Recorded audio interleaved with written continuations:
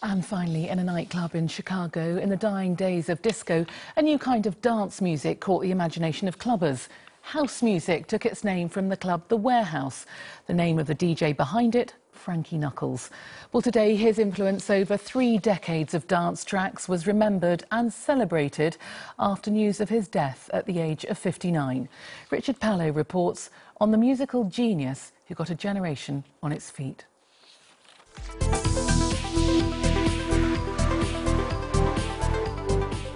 He is someone you may not have heard of. His music, however, you will have, and you may well have danced to it too.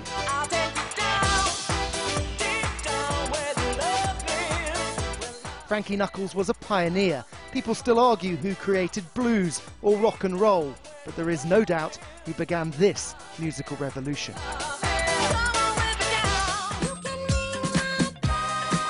His night at the Warehouse Club in Chicago in the late 70s saw disco, synth and soul music fused, remixing everyone from Michael Jackson to Madonna. And most of the tunes that top the top 40 these days owe their success to him. We've had pretty much non-stop national chart #1 electronic music releases week in, week out. And to think, without any exaggeration and any sort of feeling a little bit over-sentimental, it pretty much owes it to what Frankie Knuckles started roughly 30 years ago. Knuckles had long-standing problems with diabetes and indeed had a foot amputated several years ago. Yet he continued to be found in the DJ booth. This was him last Saturday in London at what would be his final ever performance.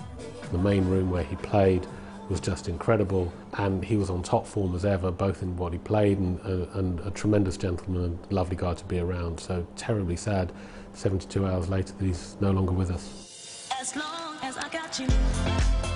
So next time you listen to the charts and hear a song like the current #2, just remember who was #1. Richard Pallow, ITV News.